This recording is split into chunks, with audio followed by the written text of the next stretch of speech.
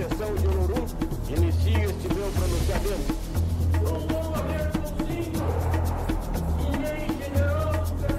Vamos com muito entusiasmo receber essa secretaria aqui das mãos do nosso presidente. A história começou há um tempo muito recuado. Nós podemos dizer que começou na década dos 1910, não? Que eu nasci em 1914, quer dizer que está dentro desse período. Morávamos em Franca, lá no interior de São Paulo, e eu estava chegando da escola com a minha mãe, quando víamos o meu colega de escola, o Felizbino.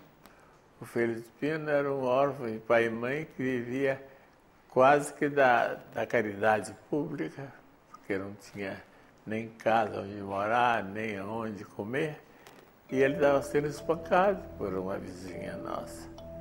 E essa vizinha era branca, e aquilo revoltou tanto a minha mãe, que ela saiu da sua condição de pessoa tão pacífica, tão pacata, e ela saiu em defesa dessa criança. E aquela revolta dela passou para mim. E eu, então, também fui em defesa do Felizbino, e desses dias em diante comecei, aí, aos 7, 8 anos, eu comecei a escrever essa história que você está me provocando para dizer quando é que começou. Começou aí, foi aí.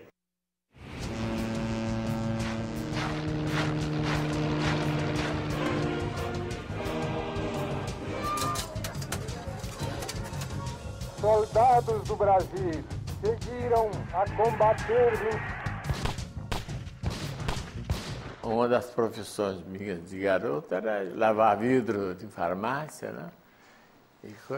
E do lavar vidro de farmácia eu passei também a lavar consultório de médicos. Esse doutor, que infelizmente eu não guardo o nome, que eu gostaria de dizer para ele o quanto eu devo à amizade que ele me deu. Eu, uma criança, limpando consultório, ele me deu uma grande amizade e me franqueou a biblioteca dele. Então, naqueles tempos tão recuados, eu já pude ler o Euclides da Cunha, já pude ler historiadores brasileiros, que ele me emprestava, deixava que eu usasse a biblioteca dele para poder conhecer essas coisas, porque eu não conhecia nada.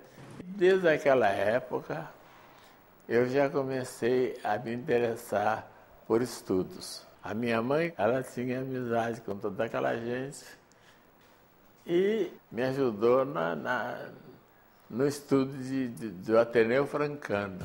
Abdias forma-se contador na Escola de Comércio Ateneu Francano.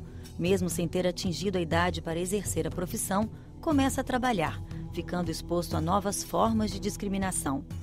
Um fazendeiro que queria me contratar como guarda-livros da fazenda dele, mandou me buscar num caminhão que era um veículo de carregar animais.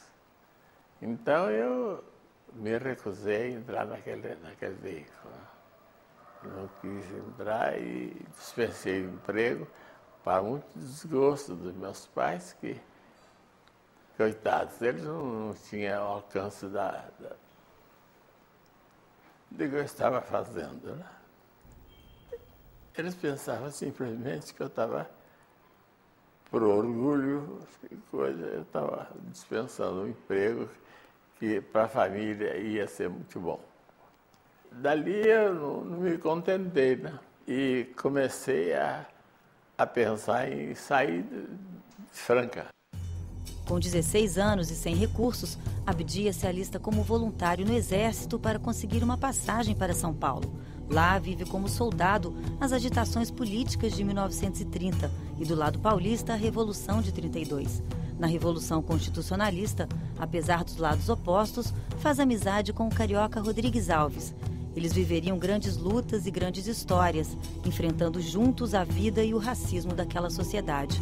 como o caso da boate Danúbio Azul. Era carnaval e a gente foi pro cabaré. O Abdias já foi logo tirando uma moça para dançar.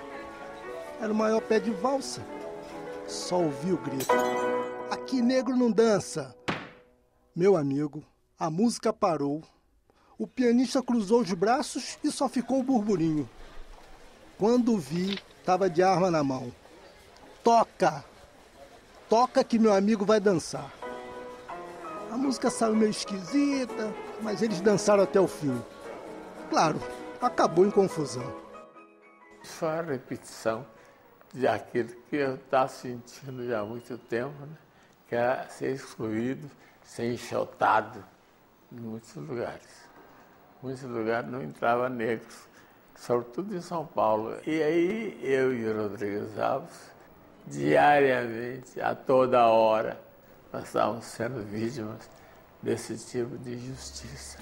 Junto com Rodrigues Alves, vai para o Rio de Janeiro, onde Abdias encontra a verdadeira cultura negra que nos tempos da Pequena Franca não conheceu.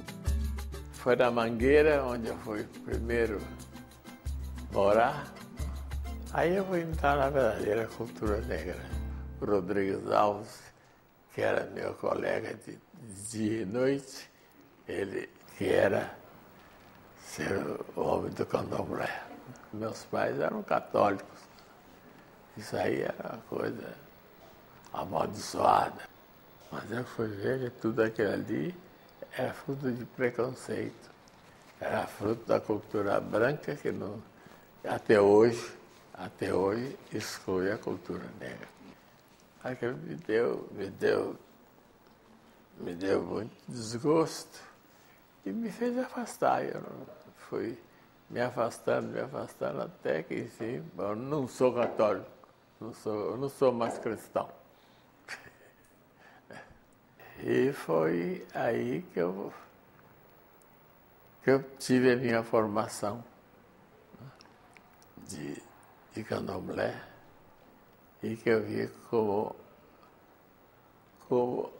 essa cultura era distorcida.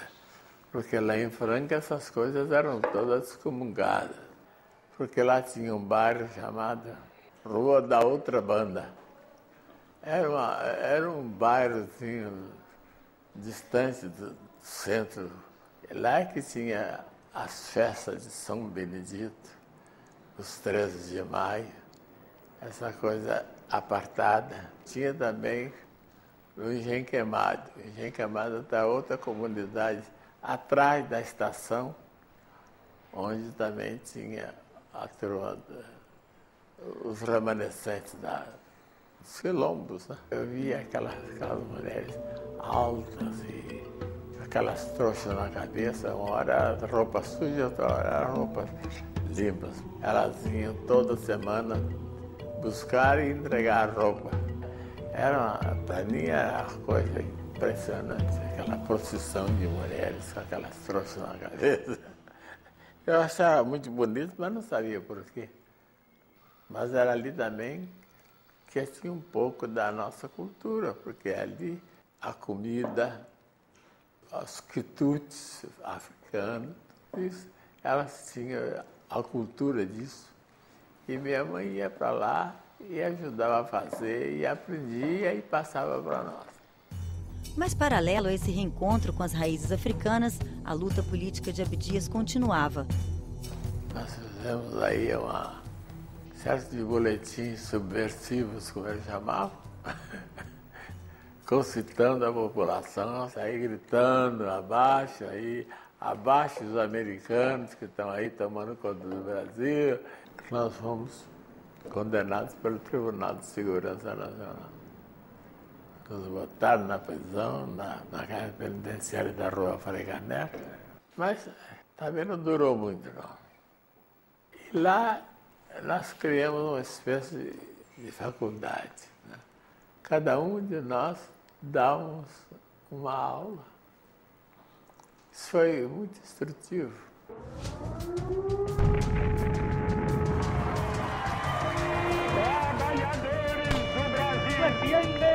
Uma casta militar. Desta nova capital que acabamos de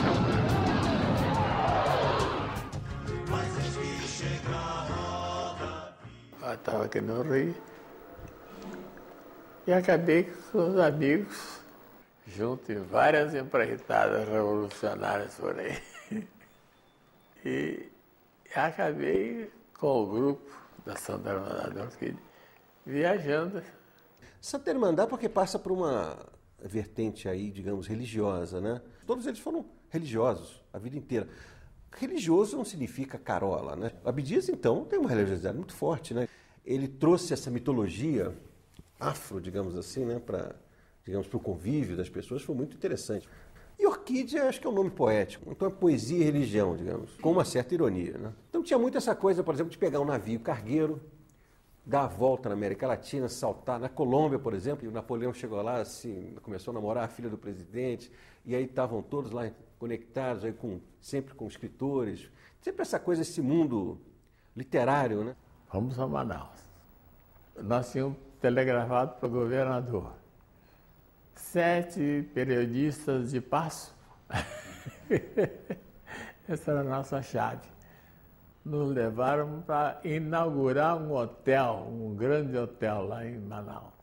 O Gordo fez conferência sobre Dante, o Raul fez sobre os poetas gregos e Efraim também. Tinha essa coisa de jornalismo, sim, todos eles escreviam, o ofício de todos eles a escrever, então tinha muito essa coisa de chegar nos lugares, se enturmar, de conhecer as pessoas, escrever sobre sociedade, sobre política, sobre economia, escreviam acho que todos os temas, era o ofício, era o ganha-pão mesmo. E depois de um tempo, queríamos ir embora, né? Não podíamos ficar muito tempo. Jornalistas de passo, que de passo é esse que não saía daqui? E aí telegrafamos para o presidente do Peru, jornalista de passo, etc. O presidente do Peru mandou passagem para a gente. Fomos para Lima. Aí assisti lá o Imperador Jones, o ator branco do Teatro del Pueblo, de Buenos Aires, que fazia o papel do Imperador Jones. E ele se pintava de preto. Aquele me causou uma profunda tristeza e revolta ao mesmo tempo. Esse valeu a viagem, porque aí eu vi o que eu devia fazer quando chegasse ao Brasil. Eu vou fazer um teatro negro no Brasil, para que também lá também não cometa a mesma coisa. Isso mesmo que eu senti, quanta gente não tenha sentido, tá? Mesma coisa. De não poder representar, de não ser excluído, e tudo. E fui embora, fui aprender teatro. Aí que eu fui aprender teatro. Cheguei em Buenos Aires, aí comecei a frequentar o Teatro del Pueblo. O Teatro del Pueblo é um teatro também interessante, porque depois do espetáculo havia um debate aberto ao público. Então se analisava a peça, analisava todo o espetáculo, a direção, a interpretação, os figurinos, o cenário, tudo isso. Era muito bonito. E lá eu fiquei bastante tempo em Buenos Aires. Eu fiquei 1 ano ou mais, sei lá. Ao retornar ao Brasil, a prisão. O inquérito pela briga com o delegado do DOPS, uma das confusões que Abdias e Rodrigues Alves se meteram em São Paulo, havia corrido à revelia e a prisão decretada. Porque foi um delegado que apanhou daquilo que eles chamavam de criminosos, né? Isso é uma coisa que a gente guarda com certo orgulho. Na minha volta, aí a captura. Meu nome estava lá na captura. Aí eu fui para a penitenciária do Carandiru. Aí eu fundei o Teatro do Sentenciado, ensinei muita gente ali a ser ator, a ser escritor de teatro, né? Porque os prisioneiros também escreviam peças de teatro. Foi uma coisa fantástica. Ao sair, com essa primeira experiência, Abdias inicia seu projeto de fundar um teatro que promovesse a inclusão do negro nos espaços de cultura. Nós tínhamos uma organização que pediu à UNE, União Nacional dos Estudantes, um empréstimo de salas lá para dar curso de alfabetização. Porque muitos não sabiam nem ler, não podiam nem ler, não tive chance, né? E nós tínhamos o professor Ironides Rodrigues, que dava aulas de alfabetização. Muita gente se alfabetizou para poder ler textos de teatro. Isso foi uma coisa maravilhosa. Eu não queria ser atriz, eu tinha pretensões de ser escritora, eu pretendia fazer filosofia, faculdade, e ele insistia, dizendo que eu tinha uma veia artística muito grande. Eu estava, nesse momento, grávida do nosso primeiro filho, eu tinha 16 anos para 17 anos, e ele então me colocou diante da sua estante e fez com que eu lesse toda a tragédia grega durante a minha gravidez. E com isso, com esse propósito, com essa insistência, Abdias me levou para o Teatro Experimental do Negro, onde, após pisar pela primeira vez as tábuas, eu não consegui mais sair. Houve uma audiência do presidente Vargas com a classe teatral. Depois de alguns dedos de prosa com o presidente, ele me chamou num canto, uma das janelas lá do Palácio do Catete, e me perguntou: que negócio é esse teatro negro? Como é que é esse negócio? Aí eu expus para ele as finalidades, que não eram absolutamente só teatro, era uma frente de luta para combater a discriminação racial e o status inferior que a comunidade negra desfrutava na sociedade. Ele discutiu um pouco comigo e ele falou: bem, eu quero saber como é que eu posso ajudar essa sua empreitada aí de ajudar a comunidade negra e coisa. Bom, presidente, o que pode fazer imediatamente é nos ceder o Teatro Municipal para a gente ter a nossa estreia.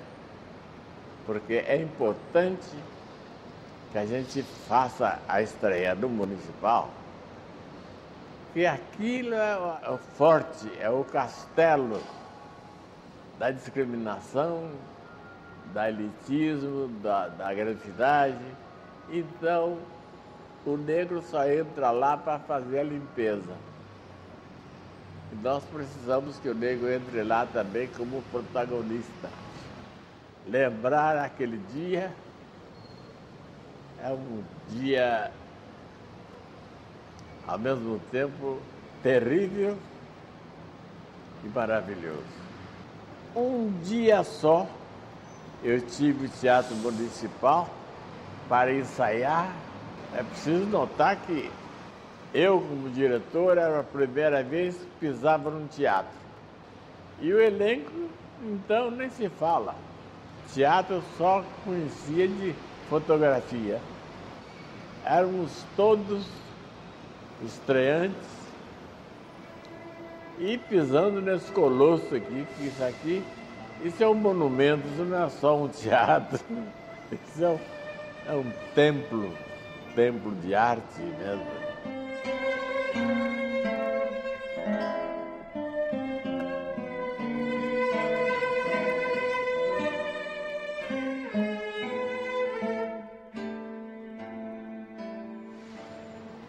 E nós entramos assim, com a precariedade da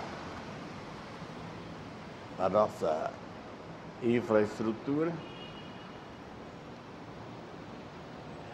enquanto eu lutava para arrumar alguns trocadinhos para comprar o material para fazer o cenário, o Henrico Bianco, que trabalhava com como Portinari, fazia tudo para realizar uma floresta sem nenhum recurso. O Bianco era o grande homem das cores, das coisas, assim que ele fez uma floresta com as luzes. Nós conseguimos um tecido muito barato que tinha no tempo da guerra, só com aquilo ele fez uma floresta. Não é porque é meu amigo, não, nem porque era um espetáculo do Teatro Negro.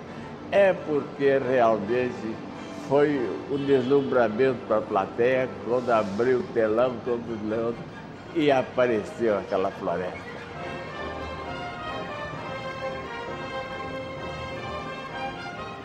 Nós chamamos a atenção também de escritores e pensadores brasileiros sobre o assunto, né? Como Guerreiro Ramos, o pai da sociologia brasileira, ele se engajou nessa história da luta contra a negra por causa do Teatro Negro. E muitas outras personalidades, né, que se integraram no teatro foram através do Teatro Negro.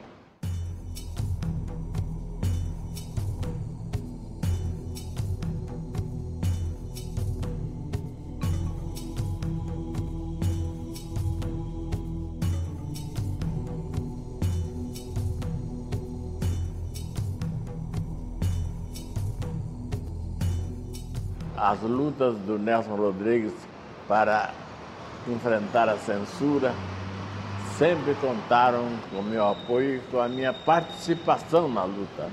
Tanto que ele escreveu uma peça inspirada em nós, né? O Anjo Negro. Nós estaremos juntos e por isso mesmo sempre estivemos muito unidos. Foi também a estreia do Zimbinski como diretor. A vida política de Abdias começou em 1945. O Teatro Experimental do Negro foi mais do que uma ação cultural. Levou à criação do jornal O Quilombo, que abriu espaço a intelectuais negros e brancos para discutir a questão racial no país.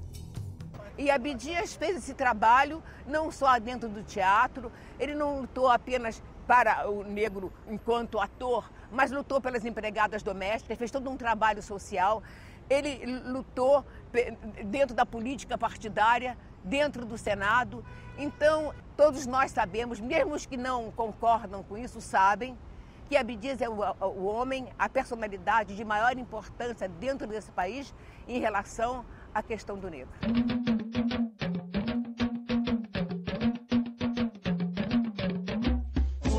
Que voa, que anda, cavalo e cavaleiro vem a terra pra vencer demanda.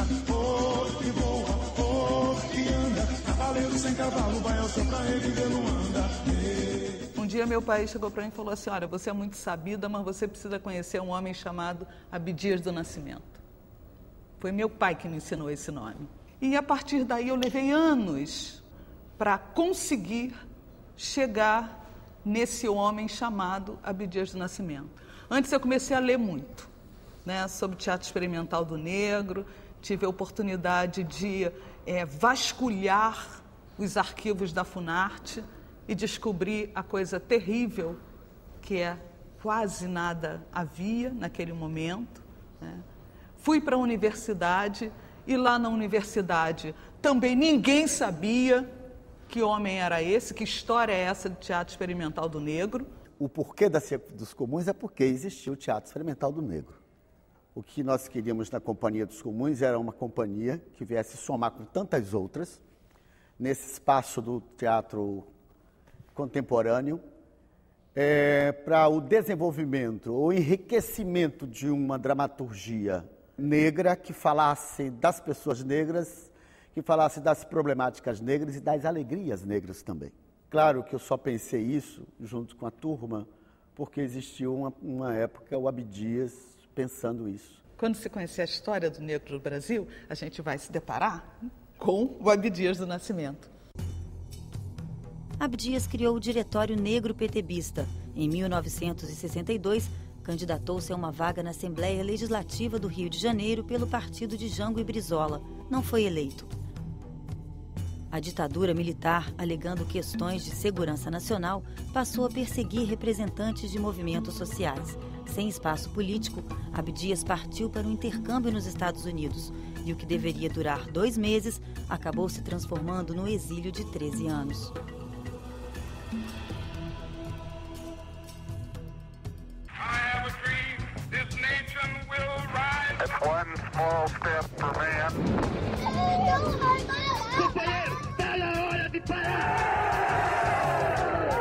Tancredo de Almeida Neves faleceu esta noite.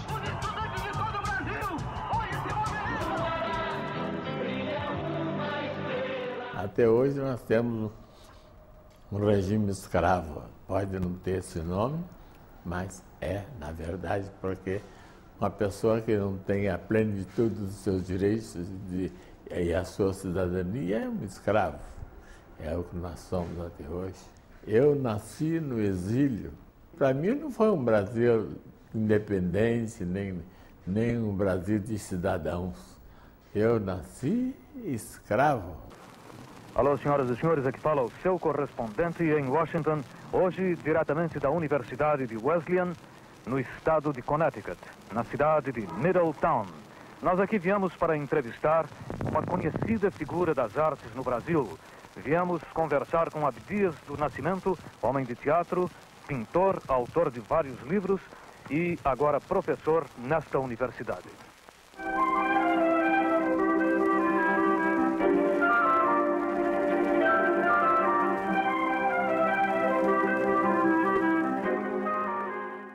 Eu o encontrei dentro desse campo de batalha que era a universidade naquela época. Eu já havia participado no campus de Princeton na luta contra a guerra de Vietnã.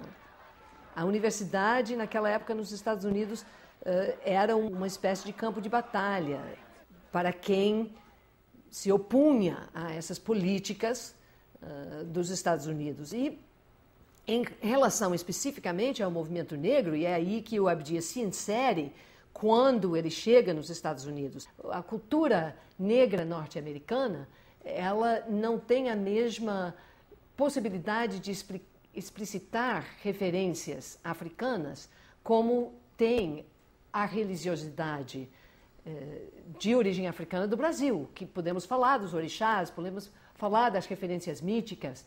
Lá eles têm uma igreja negra que traz muita influência, traz muita coisa dessa herança africana, mas não explicitamente. Então, quando o Abdias vem com a pintura deles dos orixás, ele encontra uma veia nessa população negra norte-americana que bate muito forte no emotivo das pessoas. Foi uma forma de comunicação que ele encontrou muito rica. Ele sentia em cada exposição como as pessoas chegavam e se encontravam ali. As circunstâncias históricas em que eu fui cair nos Estados Unidos me favoreceram muito e eu fui logo entrando quase que em fim de carreira lá, né? Eu, em 2 anos, era full processo. E não era nenhuma genialidade. Foi circunstâncias históricas que passavam o mundo. E eu entrei nessa hora. Né? Ele vai com essa bolsa da Fairfield para ficar 2 meses de intercâmbio lá, e quando ele vai voltar, é exatamente quando acontece o AI-5. E o Abdias tinha vários inquéritos policiais militares. Portanto, estava sendo vigiado pela polícia, não era o momento dele poder voltar. Nos Estados Unidos, esteve ao lado de Brizola na tentativa de recriar um partido trabalhista. O Brizola sempre disse que ele foi aprender comigo. Foi no exílio, né? Eu estava lá, eu era professor da Universidade de Buffalo e ele estava lá em Nova York.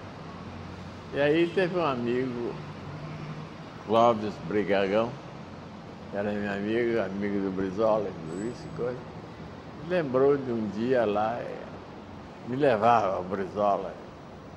E nós fomos visitar o Brizola. E o Brizola foi ele mesmo fazer um cafezinho para nós, né?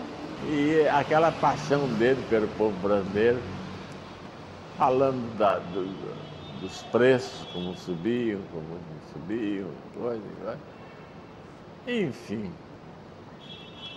ali nós entrosamos assim, eu comecei a falar. Quando ele entendeu o negócio do negro, ele ficou vidrado. Em 1979, por influência de Abdias, Brizola incluiu no Estatuto de Criação da Nova Legenda o compromisso com a causa das populações negras. Nascia o Partido Democrático Trabalhista. Aí, logo na reunião em Lisboa para fundar o partido que ele estava craneando, já colocou a questão negra. E daí nós não nos largamos mais.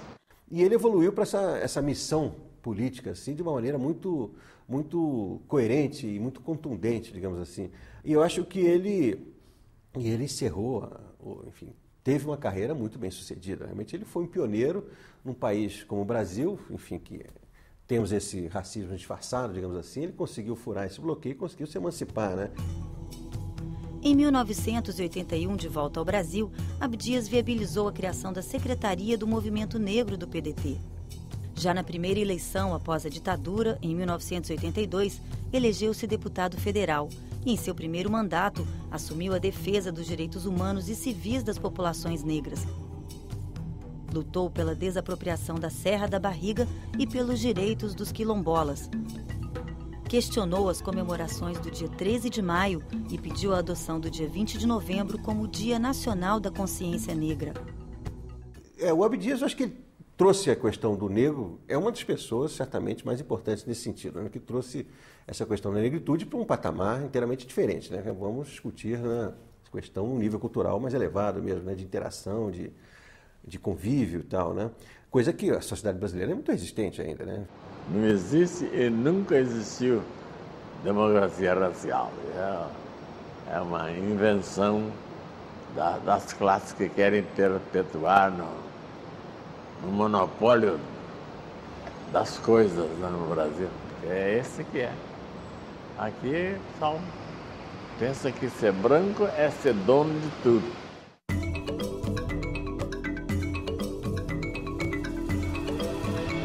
O IPEAFRO foi organizado dentro da PUC de São Paulo como uma proposta de desenvolver estudos, pesquisas e ensino sobre as questões dos povos negros, numa postura de realmente também estar sempre engajado nessa luta. Uma instituição educacional e que pretende preencher esse papel que o Rio ainda não teve, de uma instituição de ensino para os negros.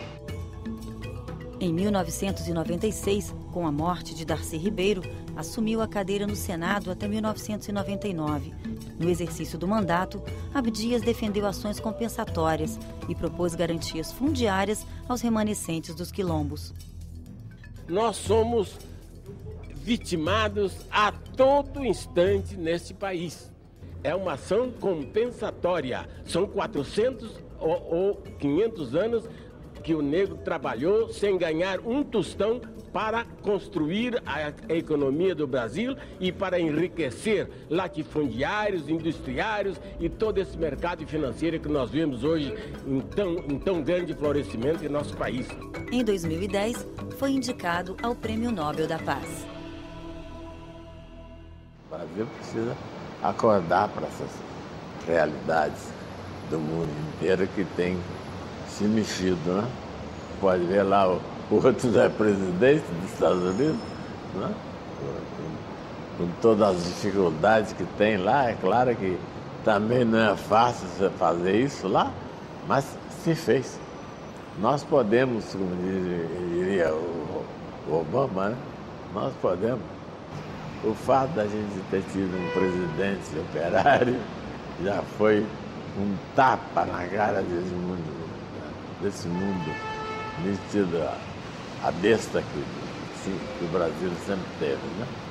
Eu, pessoalmente, tenho certeza de que vai ser muito rápido a nossa chegada a uma plenitude de uma democracia. Eu tenho essa certeza. Não é um sonho, eu acho que não é um sonho. É uma certeza que vem. As entrevistas foram gravadas em fevereiro de 2011. No dia 24 de maio, o professor faleceu. Mais do que o registro de uma vida de luta e ativismo político, cultural e artístico, este documentário é uma homenagem a Abdias Nascimento, ao homem muito maior que seu próprio mito. Axé, professor.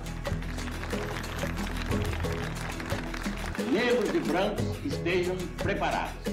Nós não vamos mais permitir que se perpetuem as injustiças sociais, a humilhação racial num país construído pelos negros. Em primeiro lugar do meu marido, mas um companheiro muito para além.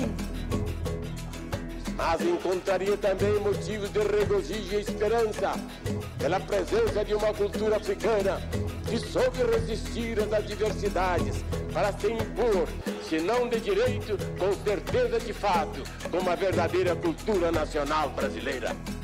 É antes aquele ser unicelular que ao morrer será depois. Por você ter feito parte da minha vida. Obrigada. Nossa admiração e respeito a esse grande brasileiro. Irmãos, eu invoco agora aqui o poder e a força de Olorum